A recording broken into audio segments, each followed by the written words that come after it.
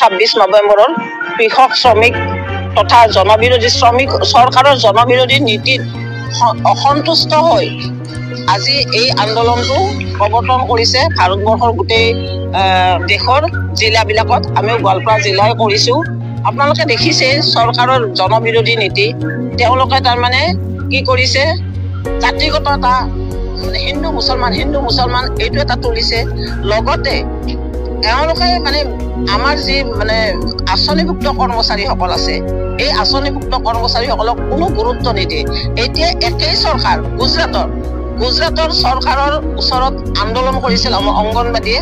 আন্দোলন কৰাৰ কাৰণে চৰকাৰে গুৰুত্ব দিয়ক লাগে। উচ্চতম ন্যায়ালয়ে চৰকাৰক জনাইছে যে অতি সোনকালে অংগনবাদী কৰ্মী আৰু সহায়িকাসকলক 3rd গ্ৰেড আৰু 4th গ্ৰেডৰ মৰ্যাদা দিব লাগে। ঠিক তেনেধৰণৰ গুজৰাটে আজি যদি দিছে, আমাৰো মানে অসমে দিব লাগে, সেনেকুৱা ধৰণৰ মানে কৰিব লাগে। এতিয়া অংগনবাদী বিলাককে ইমান কাম দিছে, পোষণ নামৰ আঁচনিৰ জৰিয়তে আপোনালোকে জানে, কিন্তু মোবাইল নাই। যদি মোবাইল দিব নোৱাৰে, ইতিমধ্যে যোৱা 2 তাৰিখে আমাৰ বিভাগীয় ডাইৰেক্টৰে মাতি লৈ যাই কিনে কৈছে, বিভিন্ন কথাৰ মাজতে আমি মোবাইলৰ কথা কওঁতে তেওঁ কৈছে আমিতো মোবাইলৰ মানে কৰিছিলোৱে, কিন্তু ভাৰত চৰকাৰে এইটো বন্ধ কৰিছে। যদি মোবাইল দিয়া বন্ধ কৰিছে, তেতিয়াহ'লে কাম কৰা কিয় বন্ধ নকৰে? আৰু কাম কৰিব লগা হ'লে মোবাইল ক'ত পাব?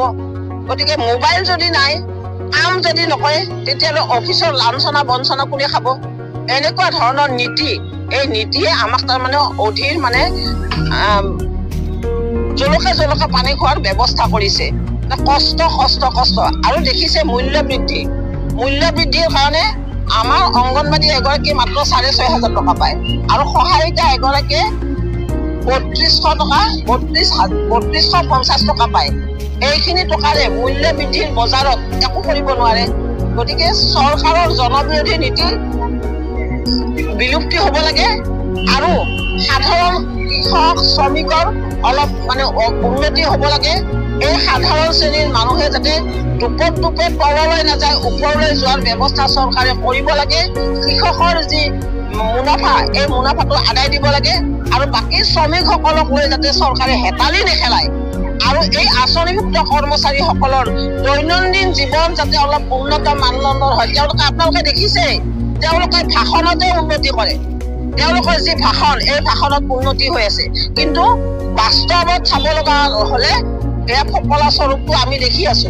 আমি জীয়াটো ভুগি আছো, মানে দিনে জীয়াটো ভোগাৰ নিচিনা হৈছে। কাম কৰিবলৈ পইচা নাপাওঁ, কাম কৰিছো, কাম কৰাইছে আমাৰ হাতে, কিন্তু উপযুক্ত মজুৰি তেওঁলোকে নিদিয়ে। গতিকে এইবিলাকৰ অৱসান ঘটিব লাগে।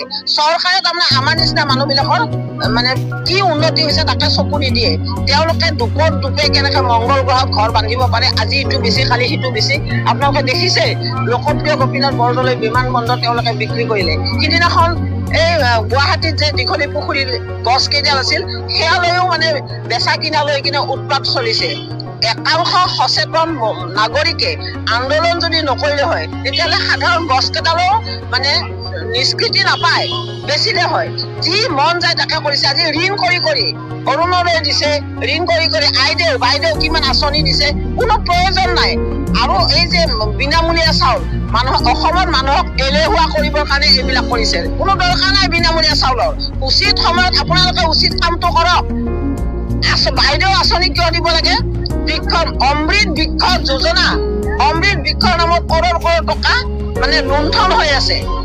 বিশেষকে কৈছো, অংগনবাদী বিলাকৰ হাতে ইমানে কাম কৰাইছে, মোবাইল নাপায় কিন্তু কাম কৰিব লাগে।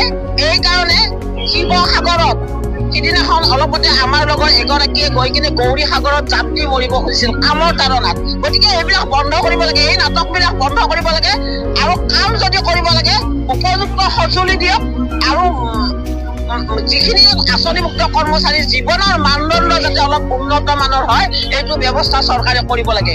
আজি ভাৰতবৰ্ষৰ বিভিন্ন ৰাজ্যই মাননিৰ সলনি মজুৰি নাপালে মাননি বেছি পায়।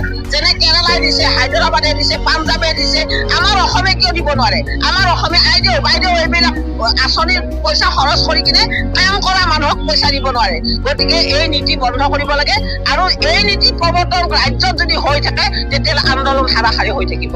আপোনালোকে যি পত্ৰ প্ৰেৰণ কৰিছিল চৰকাৰলৈ সেইটো কাৰ্যকৰী